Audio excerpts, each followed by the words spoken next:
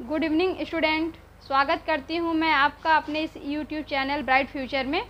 आज मैं आपको क्लास 12 की बायोलॉजी पढ़ाने जा रही हूँ, जिसमें पहला लेसन है जीवों में जनन। जीवों में जनन के विषय में थोड़ा बहुत आप क्लास 11th में पढ़ा होगा। रिप्रोडक्शन के विषय में पूरा आपने ब्रीफली तो नहीं पढ़ा होगा, लेकिन जनन शब्द आपको वहाँ पर मिला ज़रूर होगा। जब आप किंगडम पढ़े होंगे, किंगडम में आपने कैरेक्टर पढ़ा होगा जीवों का, तो उसमें रिप्रोडक्शन वर्ड आया होगा। इस लेसन में यहाँ पर हम आपको पूरा कम्प्लीटली रिप्रोडक्शन होता क्या है वो बताएंगे। तो सबसे पहले रिप्रोडक्शन पढ़ने से पहले हम यह आपको बताएंगे कि जीव क्या होते हैं, जीव किसे कहते हैं। जीव या जीवधारी वो होता है जिसमें जीवन की सभी जैविक क्रियाएँ होती हैं। जैविक क्रिया से तात्पर्य क्या है? वह क्रियाएँ जो जीवों को जीवित रहने के लिए आवश्यक होती हैं, जैसे पोषण, श्वसन, उत्सर्जन, गमन, गति, ये सारी क्रियाएं उसकी जैविक क्रियाएं कहलाती हैं। तो जिसमें जैविक क्रिया होती है उसको हम क्या कहते हैं? जीवों में जनन कहते हैं। जिसमें जैविक क्रियाएं होती हैं उनको हम क्या कहते हैं? जीव कहते हैं। ठीक है। अब एक शब्द और यहाँ मैं आपको क्लियर करना चाहूँगी कि जीव से ही संबंधित एक शब्द है जीवन अवधि। जीवन अवधि क्या होता है? जीवन अवधि वह अवधि होती है जो जीव के प्राकृतिक अवस्था जन्म से लेकर उसके प्राकृतिक मृत्यु तक की जो अवस्था होती है उसको हम उसकी जीवन अवधि कहते हैं। जीवों में जनन एक महत्वपूर्ण प्रक्रिया है जो उसके पीढ़ी की निरंतरता को बनाए रखने के लिए आवश्यक होता है। तो आइए शुरू करते हैं हम सबसे पहला लेसन, जिसका नाम है जीवों में जनन। यहाँ पर सबसे पहला शब्द है जनन, या इसी को हम कहते हैं रिप्रोडक्शन। जनन या रिप्रोडक्शन क्या होता है? जनन वह प्रक्रिया होती है जिसमें एक जीव या दो विपरीत लिंग वाले जीव अपने समान संतान उत्पन्न करते हैं। वह एक छोटे से जीव की उत्पत्ति करते हैं, धीरे धीरे वह जीव बड़ा होता है, परिपक्व होता है, वृद्धावस्था प्राप्त करता है और अपने मृत्यु के पहले अपने समान संतान उत्पन्न करता है। तो जनन क्या है? जनन वह प्रक्रिया है जिसमें एक जीव अपने समान संतान उत्पन्न करता है। जनन कितने प्रकार का होता है? जनन के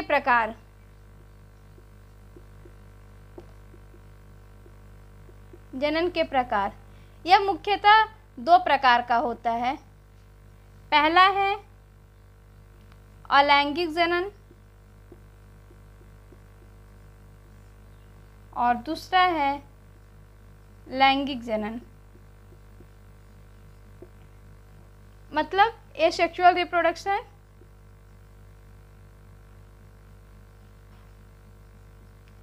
और नेक्स्ट है सेक्सुअल रिप्रोडक्शन।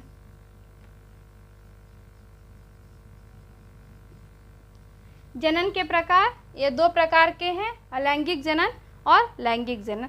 तो इसमें सबसे पहले पढ़ेंगे हम अलैंगिक जनन। अलैंगिक जनन किसे कहते हैं?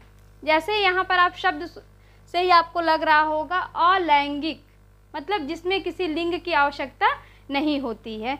इसमें एक अकेला जीव ही क्या करता है? अपने समान संतान उत्पन्न करता है। मतलब जनन की वह प्रक्रिया जिसमें एक अकेला जीव अपने समान संतान उत्पन्न करता है उसे हम अलैंगिक जनन कहते हैं।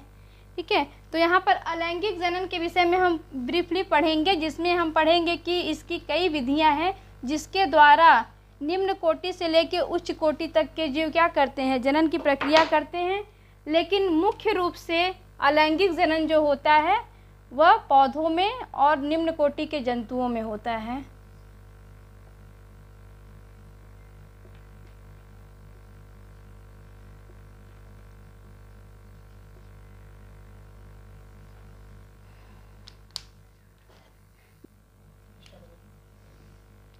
देखिए, तो यहाँ पर सबसे पहले हम स्टार्ट क्या करेंगे? अलैंगिक जनन। अलैंगिक जनन मैंने आपको बताया कि अलैंगिक जनन किसे कहते हैं? जिसमें एक अकेला जीव क्या करता है? अपने समान संतान उत्पन्न करता है। इस प्रकार का जनन मुख्य रूप से एक कोशिकीय जीवों में, एक कोशिकीय जीव जैसे आप मोनेरा के सदस्य हो गए, प्रोटिस्टा के सदस्य हो गए उनमें, या कुछ शैवालों में, या कुछ कवकों में, इस तरह के जीवों में पाए जाते हैं। और ज़्यादातर यह पौधों में पाया जाता है। जंतुओं में भी होता है लेकिन निम्न कोटि के जंतु में और पौधों में लगभग ये सभी में पाया जाता है।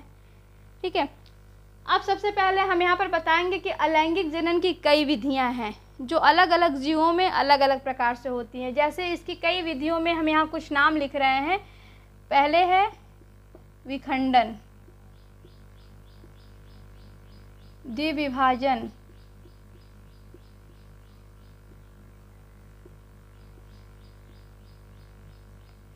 मुकुलन,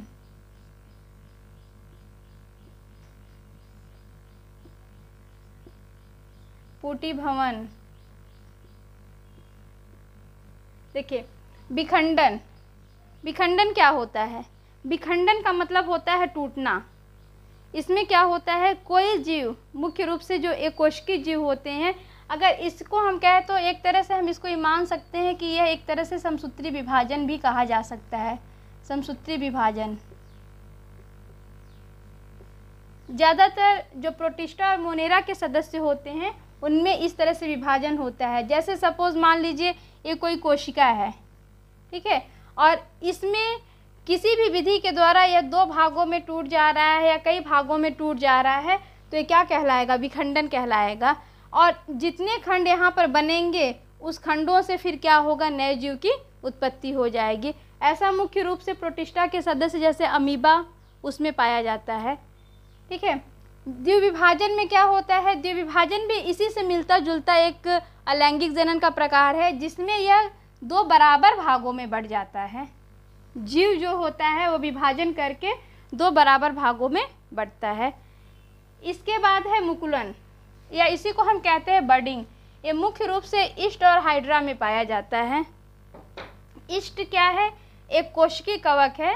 जैसे सपोज मान लीजिए एक ईस्ट कोशिका है, तो इसमें इसके पूरे सरफेस पर कहीं भी एक छोटा सा इस तरह से बड बन जाता है, बड, या इसी को कहते हैं हम मुकुल।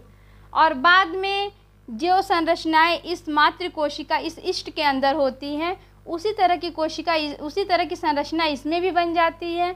और संरचना बनने के बाद यह यहाँ से मातृ कोशिका से अलग होकर एक अकेले जीव की तरह, स्वतंत्र जीव की तरह वृद्धि करने लगता है।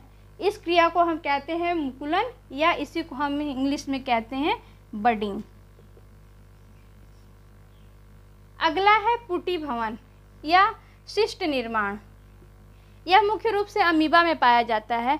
जब वातावरण अमीबा के प्रतिकूल होता है, प्रतिकूल होने का मतलब कि ये अमीबा कहाँ पाया जाता है? जल में पाया जाता है। जब जल सूख जाता है, उसको भोजन की कमी होती है, तो ऐसे अवस्था में अमीबा के चारों तरफ एक कठोर आवरण बन जाता है। उस कठोर आवरण को हम कहते हैं सिस्ट। और उसी कठोर आवरण के अंतर्गत, जैसे मान लीजिए ये अमीबा है, जैसे मान लीजिए ये अमीबा है, तो सबसे पहले होता क्या है? अनफेवरेबल कंडीशन में अमीबा के जो कूट पाद होते हैं, सपोज मान लीजिए कूट पाद है, तो ये डिसअपीयर हो जाते हैं, धीरे धीरे सिकुड़ने लगते हैं। और सिकुड़ के बिल्कुल ऐसे गोल रचना बना लेता है जिसके चारों तरफ एक मोटा लेयर, त्रिस्तरीय लेयर बन जाता है। और इस लेयर के अंदर अमीबा क्या करता है? छोटे खंडों में विभाजित हो जाता है, जिसको हम बीजाणु कहते हैं। और बाद में जब अनुकूल वातावरण आता है, वापस जल इनको मिलता है, तो एक कठोर आवरण टूट जाता है। और इसके टूटने के बाद इसके अंदर जितने छोटे छोटे अमीबी होते हैं वो स्वतंत्र होकर फिर एक नए अमीबा की तरह अपना जीवन यापन करते हैं। ठीक है, तो इस तरह से हमने क्या देखा? विखंडन, द्विविभाजन, मुकुलन, पुटिभवन या शिष्ट निर्माण, ये सारी चीज़ें क्या हैं? अलैंगिक जनन के प्रकार हैं, जो मुख्य रूप से किस में पाए जाते हैं? निम्न श्रेणी के जंतुओं में और पौधों में। इसी तरह से कुछ रचनाएं और भी हैं जो मुख्य रूप से सिर्फ पौधों में ही पाए जाते हैं, जिसका नाम आपने शायद सुना भी हो। जैसे मैं यहाँ लिख रही हूँ कोनिडिया,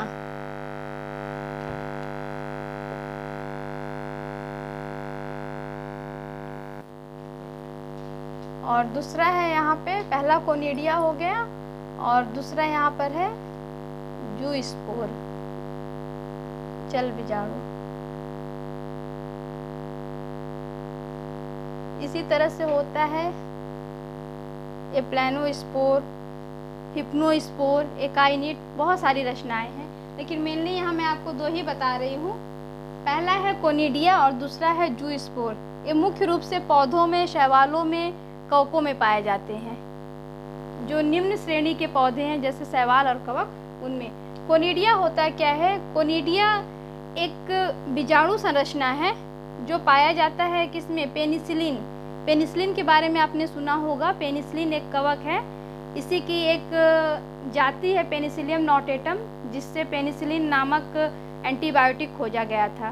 पेनिसिलियम नोटेटम नामक कवक से सबसे पहला एंटीबायोटिक पेनिसिलिन खोजा गया था और इसको खोजने वाले कौन थे, अलेक्जेंडर फ्लेमिंग। तो मैं यहाँ पर क्या बताने जा रही हूँ कि कोनिडिया एक ऐसा बीजाणु है जो पेनिसिलियम में पाया जाता है।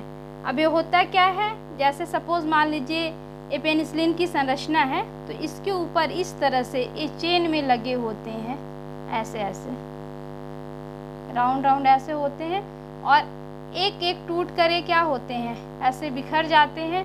और जितने कोनिडिया नीचे गिरते हैं, अनुकूल वातावरण पाके ये फिर से अंकुरित होते हैं और अंकुरित होकर फिर नया तंतु बना लेते हैं।